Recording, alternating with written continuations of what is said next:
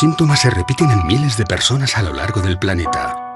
Dolores de cabeza, ansiedad, angustia. Una extraña sensación, como si algo o alguien nos observara. Como si algo o alguien estuviera monitorizando nuestras vidas. Apenas somos capaces de retener en la memoria el 30% de lo que hacemos a lo largo de un día. Pero, ¿y si escarbásemos en nuestros recuerdos y encontrásemos momentos que no deberían estar ahí?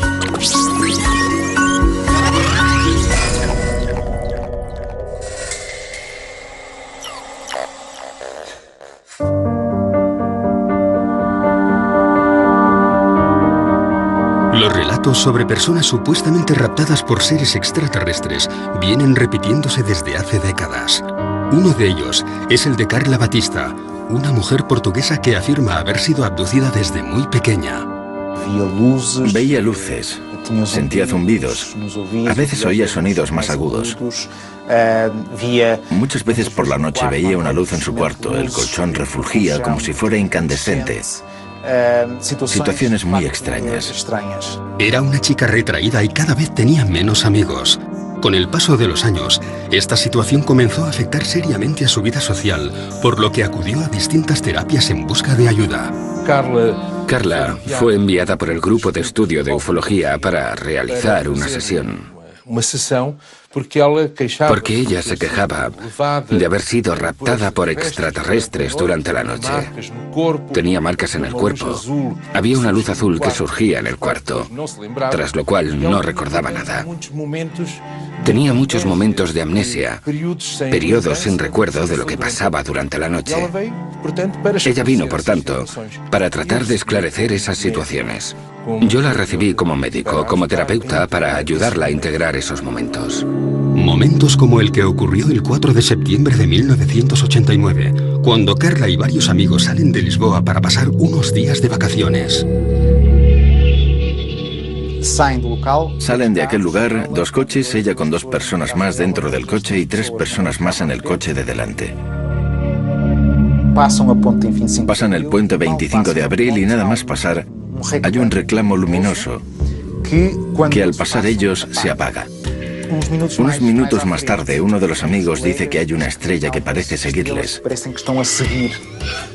Y al mismo tiempo, parece que está perdiendo el control del vehículo. Parece que el coche no quiere andar. Parece que el coche se estuviera levantando. A ella incluso le cuesta respirar. Quiere que el coche que va delante se detenga. Quiere salir de allí. No lo consigue y de repente ve todo nublado. Deja de ver y grita: "¡Paren! ¡Paren! ¡Paren!". Cuando logran detener los vehículos, Carla se encuentra en un serio estado de shock. No recuerda nada. Una cosa curiosa. Habían hecho un viaje de unos pocos minutos y el motor aún estaba frío. Las ruedas estaban frías y el interior del coche estaría más o menos helado. Ella apunta que había unas marcas, tipo quemaduras, en la parte superior del coche. Aquel coche nunca más volvió a funcionar. A la mañana siguiente detecta unas manchas. Una mancha debajo de la barbilla y otra en la zona del ombligo. Como unas incisiones.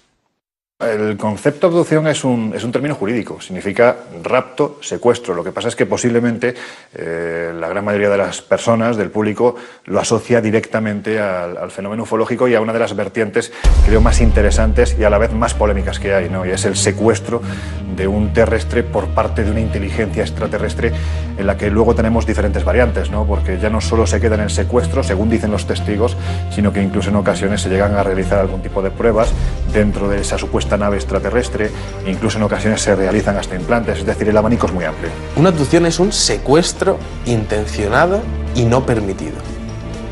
Va contra nuestros principios. Se nos hace cuando estamos inconscientes, sin nuestra autorización. Se practican técnicas invasivas. Es tremendamente traumático. Las personas luego no logran convivir con ello. A pesar de no recordar lo que ocurrió, comienzan a experimentar una traumatología traumática y necesitan ayuda para aclarar lo ocurrido. Las experiencias de abducción son traumáticas. De hecho, no hay ningún caso de abducción que voluntariamente haya dicho: me apunto a ser abducido. En 2007, Carla regresa a las sesiones de psicoterapia para tratar de aclarar qué o quién estaba provocando aquellas pérdidas de memoria. Seguimos el esquema clásico. A través de un estado de relajación, de hipnosis clínica, se le transporta hasta aquellas noches en las que ella se quejaba de algo que pasaba, pero no recordaba. Después descubrió que era transportada durante la noche, a través de la ventana, por un rayo de luz, hasta una nave en la que era explorada desde un punto de vista médico. Le hacían exámenes y ella sentía como si aquello fuera una invasión. Y naturalmente que era una invasión de su cuerpo. En esa regresión, ella recuerda todos los procesos. Se ve a sí misma en un sitio muy iluminado, con seres a su alrededor, interesados en su cuello, interesados en la tripa. Se siente mal, quiere vomitar y ellos le dan un líquido muy amargo para que beba.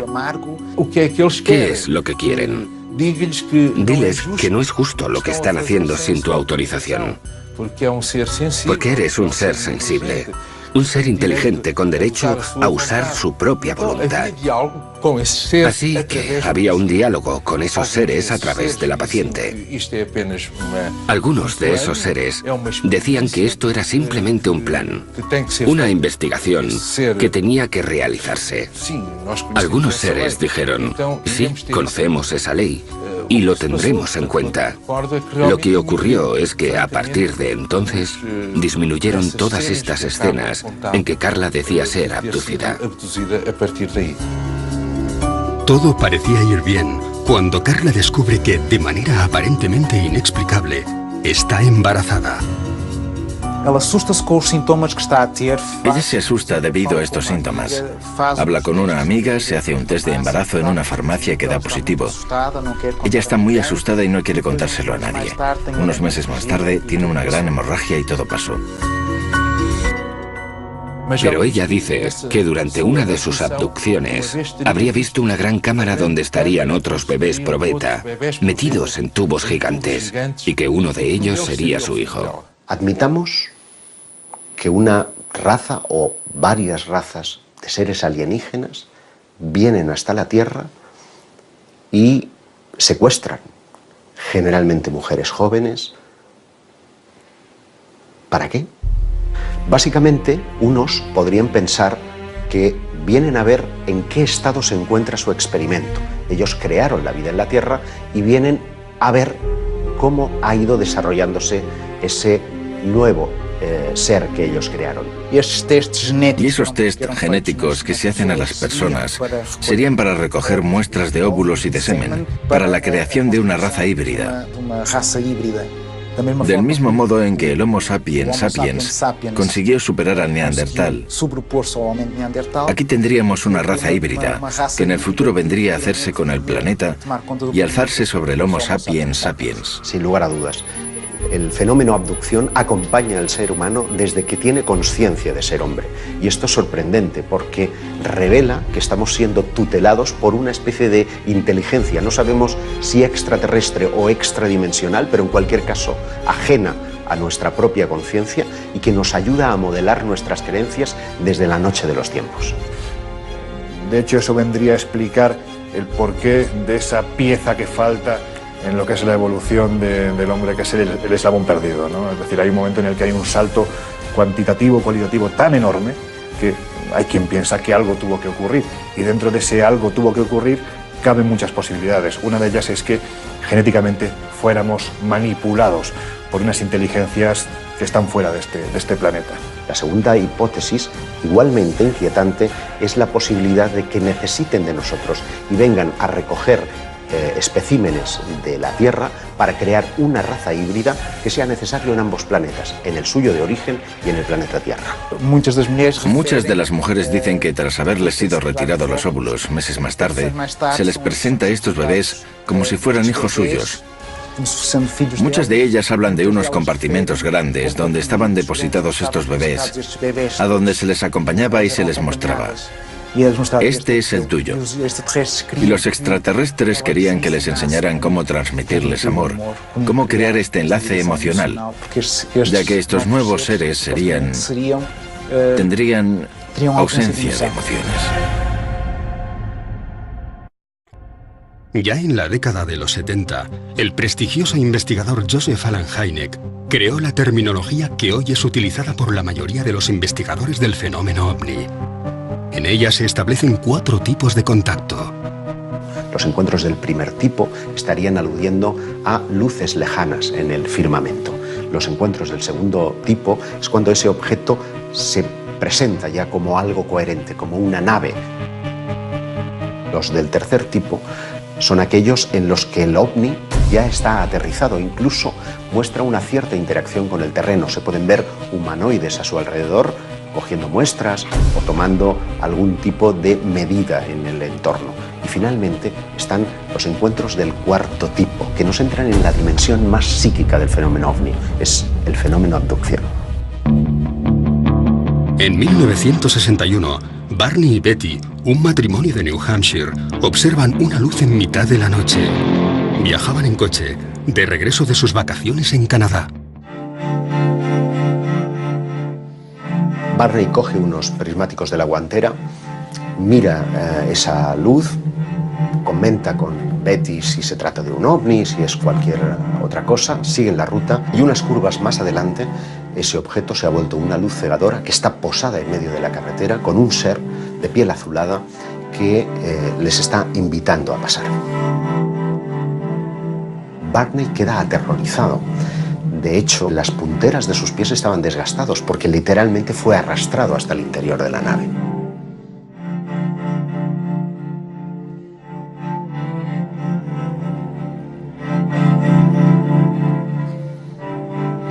Años más tarde, en 1966, la pareja acude a terapia.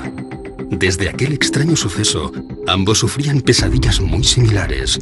Fueron atendidos por el Dr. Benjamin Simon, quien les sometió a distintos procesos de hipnosis. Hacen sesiones de hipnosis, sesiones separadas, cada uno en su sesión, y ambos relatan lo mismo. A pesar de las constantes protestas del matrimonio, dentro de la nave fueron separados. Betty relató cómo le colocaron una potente luz sobre la cara, tras tumbarla sobre lo que parecía ser una camilla de operaciones. Le cortaron un mechón de pelo, examinaron sus ojos, orejas, dientes y manos. Aquellos seres usaron algo parecido a un escarpelo para raspar y hacerse con muestras de su piel. En inglés, aunque con dificultades, aquellos supuestos extraterrestres le dijeron que le estaban realizando pruebas en su sistema nervioso y con una aguja de 10 centímetros y a través de su ombligo una prueba de embarazo. Sin ningún tipo de sedación, se le introduce una especie de aguja a través del conducto umbilical. Ella sigue preguntando y le dicen que es una especie de test de embarazo. Una de las cosas más llamativas del episodio de los Hill es la descripción de una técnica de prospección intrauterina denominada laparoscopia que no sería descubierta hasta 20 años más tarde. Aun aceptando que pudieran haber en la literatura médica escritos, estos no aparecerían hasta una década más tarde. Por lo tanto, es una prueba objetiva de que hay ciertos conocimientos que los abducidos describen que son ignorados. La abducción de Barney y Betty Hill tuvo un impacto importante en la ufología porque fue la primera vez que se reconoció la posibilidad de que estos seres interactuaban con nosotros, que de alguna forma íntima nos estaban vigilando, siguiendo y posiblemente nos estaban manipulando a un nivel biológico o incluso genético. Fue la primera vez que la mayoría de las personas que seguían estos temas se sentían vulnerables posiblemente porque parecía que los ovnis habían entrado en sus vidas personales. El estudio de las abducciones es tremendamente monótono.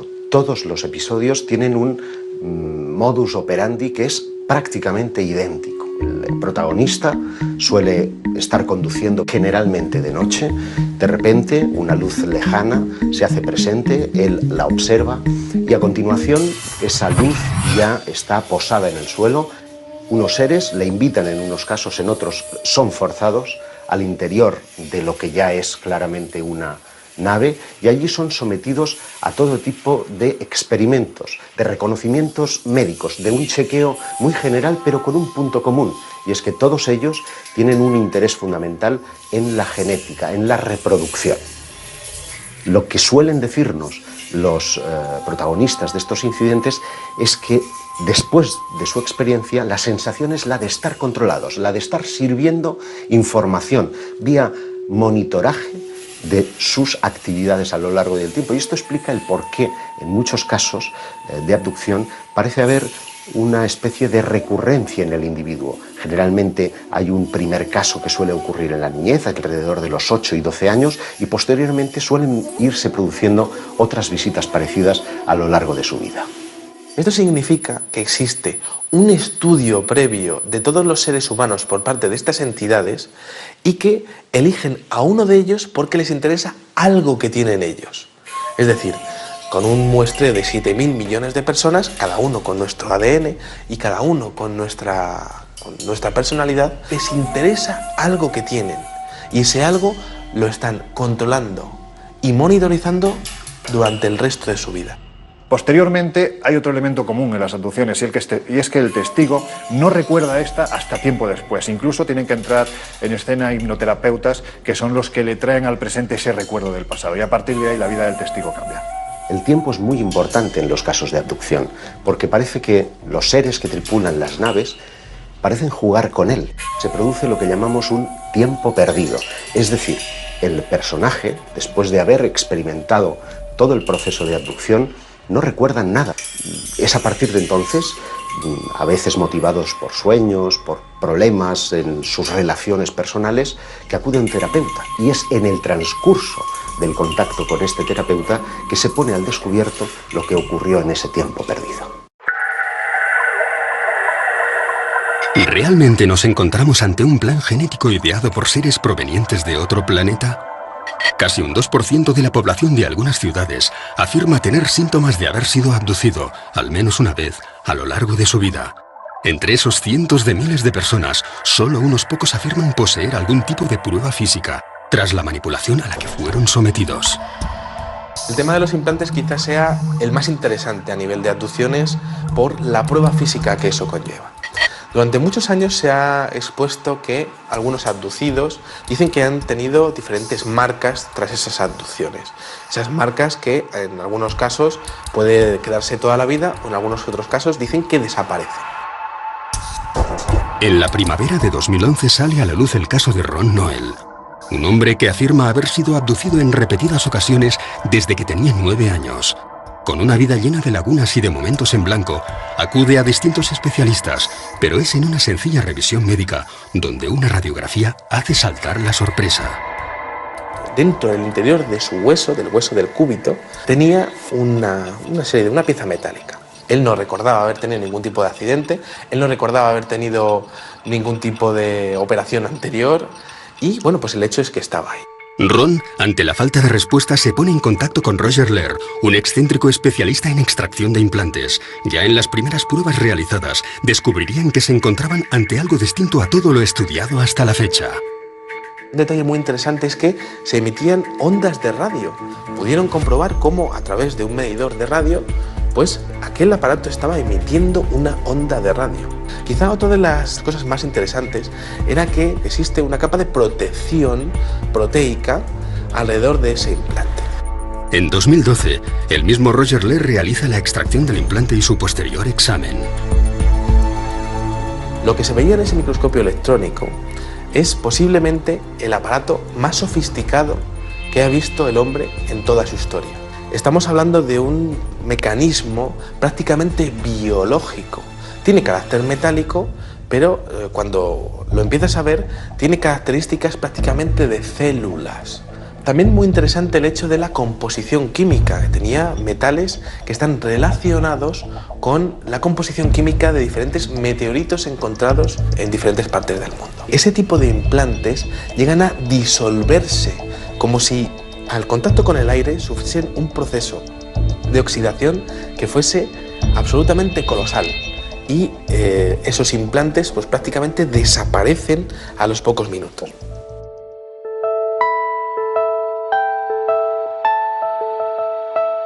Cuando estamos hablando del fenómeno de las abducciones, estamos hablando prácticamente del fenómeno de la monitorización.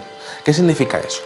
Pues al igual que nosotros cuando cogemos a una tortuga y le ponemos un chip de localización, este tipo de abducciones es posible que estén relacionados con el control total del individuo, tanto en su localización como en sus funciones vitales a través de estos implantes. También nosotros hacemos eso a los animales salvajes. Les ponemos unos chips, intentamos verificar su hábitat, si están bien, intentamos controlar todo eso. Nosotros hacemos eso a los animales. ¿Por qué no pensar que otros estén haciendo lo mismo con nosotros? Todos ellos son fértiles, todos ellos son jóvenes, todos ellos tienen un coeficiente intelectual por encima de la media. Por lo tanto, parecen estar escogiendo especímenes de la raza humana muy especiales. Y creo que el futuro para los investigadores es poder trazar un perfil psicológico de todas las personas abducidas en el mundo y que se demuestre que hayan sido abducidas, y quizá también un perfil genético de salud para ver si existe algún tipo de conexión entre ellos que sea la clave para saber qué es lo que están buscando estas entidades. Un aspecto bastante negativo dentro de las abducciones. Las mutilaciones. Comenzaron a aparecer casos en los años 70 y 80 de mutilaciones. Mutilaciones concretamente de ganado. Las vacas aparecían con cortes quirúrgicos, ausencia de sangre en el cuerpo y ausencia de sangre en el terreno alrededor del animal. Cortes quirúrgicos, extracción de órganos concretos. Eran retirados unos y dejado otros.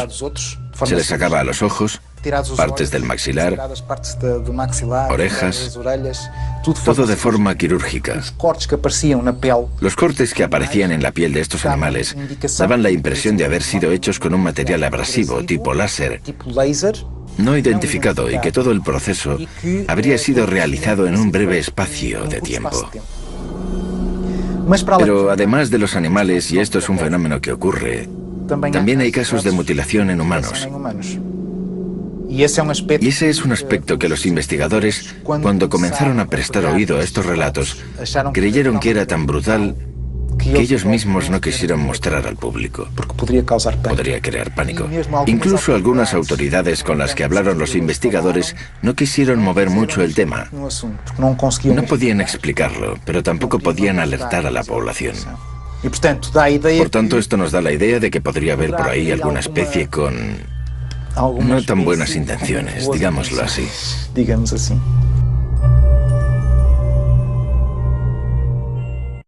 Tenemos muchos casos españoles interesantes. Recuerdo, por ejemplo, el caso de Miguel Herrero Sierra, que en 1978 se dirigía hacia Guadalajara por la Nacional 320.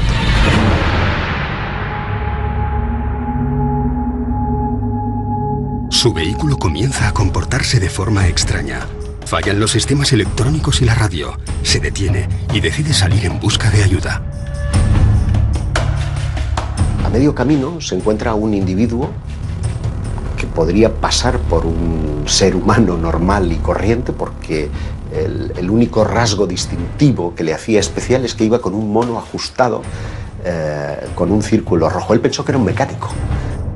El caso es que este hombre le convence para que le siga, le lleva a un claro en el bosque, en donde encuentra una nave posada. Dice que tiene forma de sombrero, que está a unos 10 metros por encima del terreno y que deja caer un rayo de luz hacia la superficie del terreno.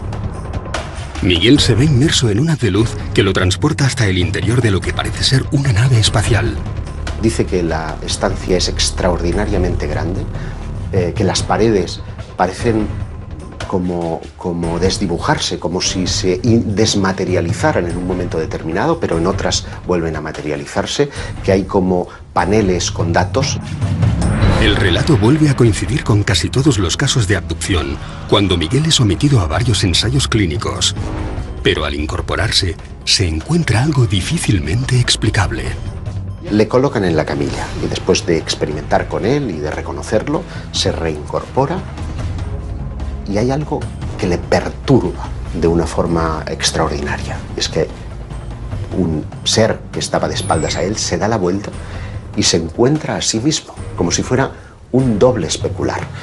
La única característica que le distinguía es que una cicatriz que tiene en la cara estaba justamente al otro lado, como si fuera una imagen reflejada en un espejo. Y cuando intenta tocarle, el ser le dice: no, no lo hagas, porque si le tocas podrías destruirte y destruirle a él.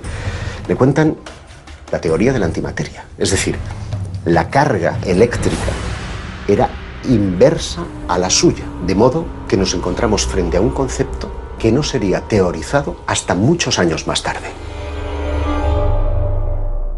Para tratar de verificar lo que ha sucedido en el tiempo perdido, los investigadores acuden fundamentalmente a tres procedimientos. Uno es el polígrafo o la máquina de la verdad, que solamente se puede emplear en aquellos casos en los que el testigo recuerda previamente su experiencia, para tratar de verificar si lo que ha dicho es verdad o no. Muchos de los abducidos que han sido interrogados por este método, pues no se ha encontrado que estén mintiendo.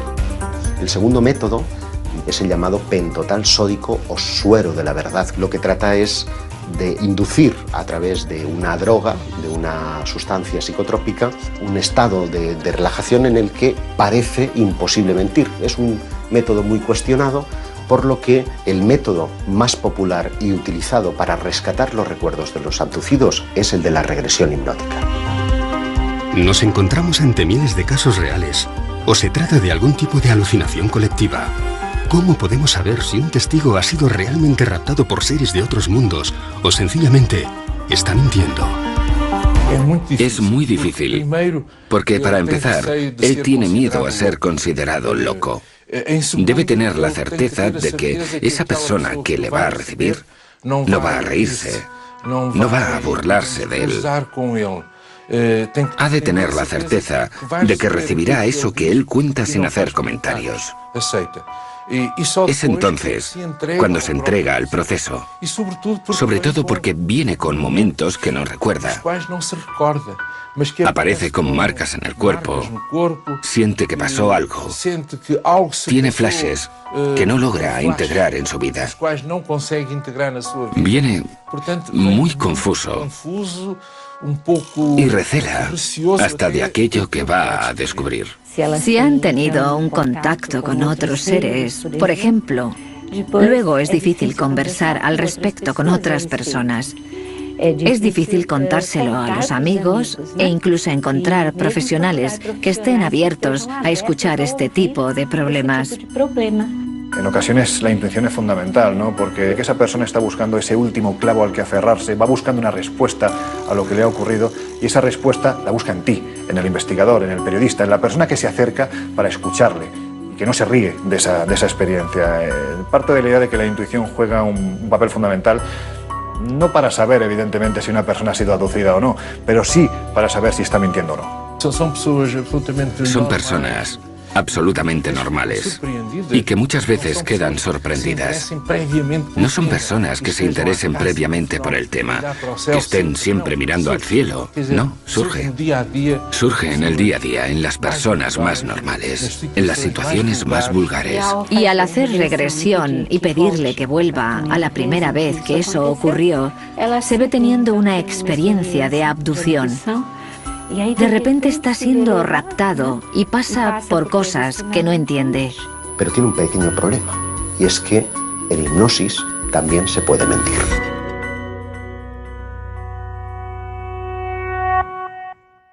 Todos los interrogantes y todas las teorías que surgen del fenómeno abducción tienen un mismo punto de partida: espacios de tiempo en blanco, minutos, días, semanas, meses o años que las víctimas aseguran ser incapaces de recordar. Nosotros tenemos estrategias para acceder a memorias profundas de nuestro inconsciente. Solo que intentamos no influenciar de ninguna manera en lo ocurrido. Decimos, por ejemplo, ve hasta la noche del 23 o 24 de julio. Intenta entender qué ocurrió. Describe qué es lo que ocurrió. Mira a tu derecha, mira a tu izquierda. ¿Cuándo sentiste eso? ¿Fue cuando estaba en la mesa de operaciones, por ejemplo? Sometido a una anestesia, en un ambiente totalmente inhóspito. Muchas veces también identificamos experiencias con otros seres, de contacto con otros seres que no forman parte del mundo manifiesto tal y como lo conocemos en nuestra consciencia. Eso sí, puedo asegurar que es una experiencia de gran intensidad, de catarsis, de dolor, cuando hay lugar para ello, de alegría, cuando hay casos para ello, de miedo, de terror. Todo es vivido con mucha intensidad. El corazón late más deprisa, las manos transpiran. Cuando el testigo, la persona en este caso que ha sido víctima de una supuesta abducción, empieza a hablar, yo parto de la idea de que el primer sorprendido es precisamente el psiquiatra o el hipnoterapeuta que está llevando a cabo esta experiencia, porque lo que le están contando aparentemente no se corresponde con una persona ni que esté loca, ni que tenga algún problema mental, ni que esté mintiendo, ni que esté fabulando. Aparentemente hay algo real, y esto suele salir a través de los procesos de hipnoterapia. Esto debería ser estudiado. Intentar percibir qué hay detrás.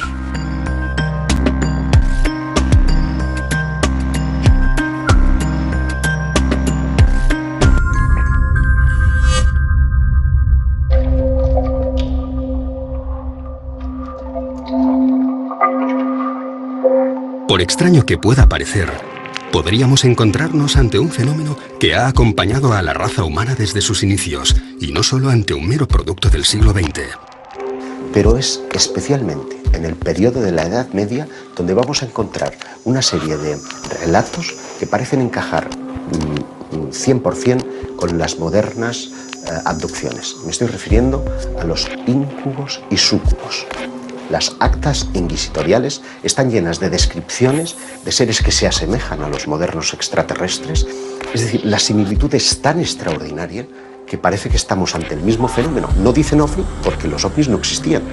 Lo interesante para mí es que nunca hemos dejado de hablar de abducciones, es decir, que llevamos 500 años y posiblemente más tiempo, miles de años, quién sabe, hablando del rapto de humanos por parte de seres extraños. En 1486 se publicó un libro que se llamaba el Malleus Maleficarum, que describe los fenómenos relacionados con la brujería y con la demonología. Sirvió como una especie de guía para cazar brujas y para discutir temas importantes como si los demonios nos raptan, si nos utilizan para engendrar sus propios hijos, cosas así que hoy en día surgen en las abducciones modernas. Si analizas lo que dicen acerca de los demonios, ves muchas similitudes entre los extraterrestres y los demonios.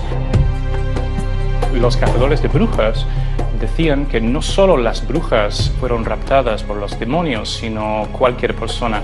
También se especulaba si estas abducciones eran fenómenos mentales, es decir, si el demonio era capaz de raptar a una persona mentalmente o si lo hacía físicamente.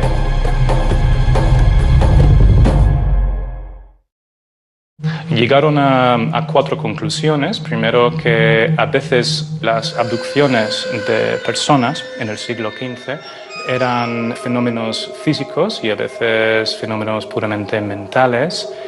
También concluyeron que no había ninguna forma de predecir exactamente quién sería raptado por los demonios. También que estas abducciones podían ocurrir de forma visible o invisible, y también llegaron a la conclusión de que muchas personas son secuestradas contra su voluntad.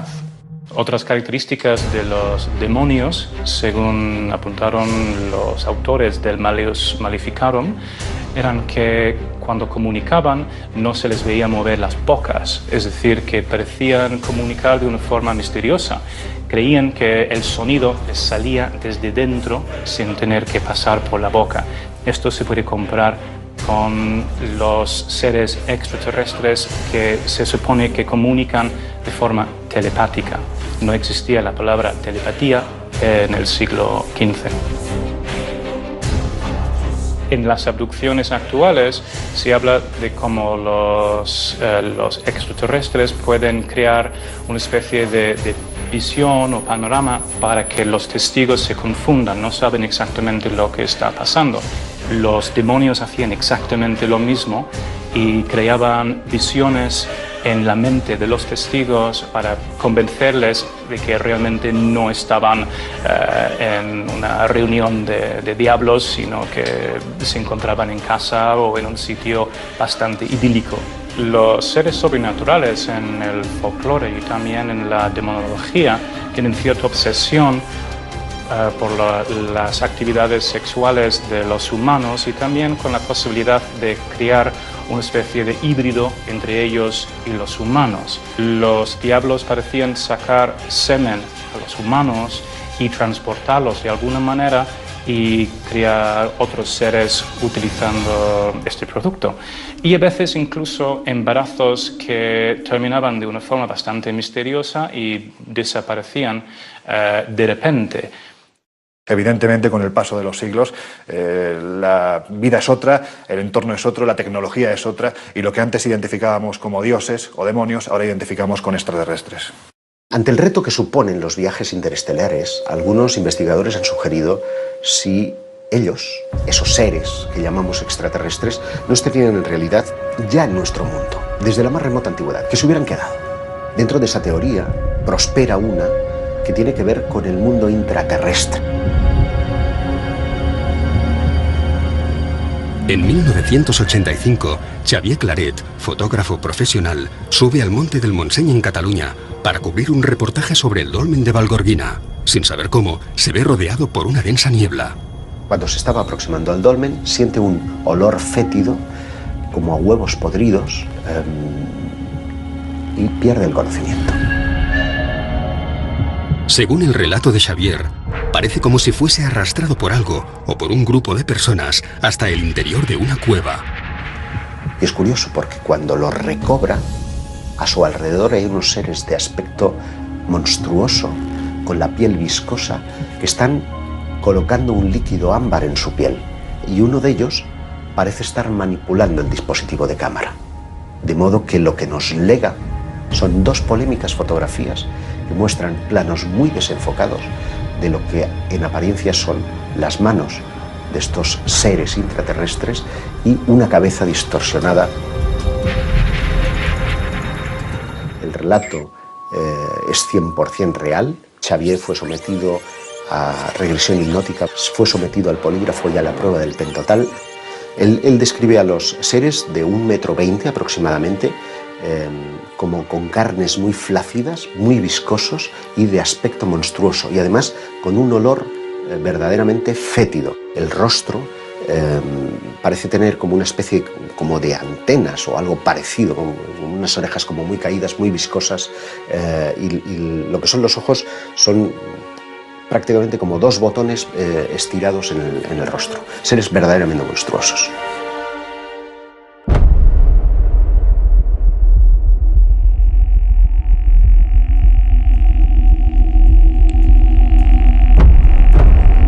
La mente humana no es una cinta de vídeo que podamos rebobinar para ver qué sucedió exactamente en cada momento de nuestra vida.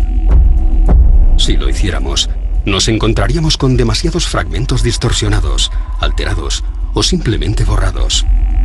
Las secuencias más dañadas de la cinta corresponderían con los episodios más traumáticos: miedo, dolor, angustia, soledad, falsos recuerdos o algo que no queremos recordar.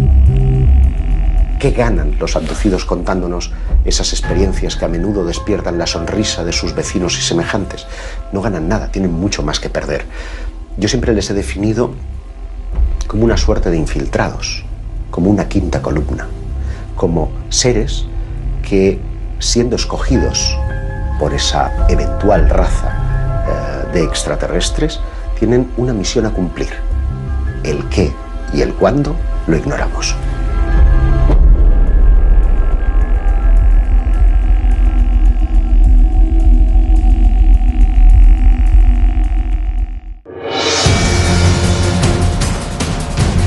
Lo hemos llamado posesión demoníaca, enfermedad, rapto Pero el fenómeno abducción podría habernos acompañado desde hace siglos. Para algunos, nos encontramos ante un plan genético trazado por una inteligencia extraterrestre, en el que la raza humana seríamos simples cobayas. Para otros, esas mismas entidades habrían sido nuestros creadores. Pero para las víctimas de los miles de casos recogidos en todo el planeta, todo esto es una pesadilla de la que no siempre consiguen despertar. Algo muy difícil de explicar.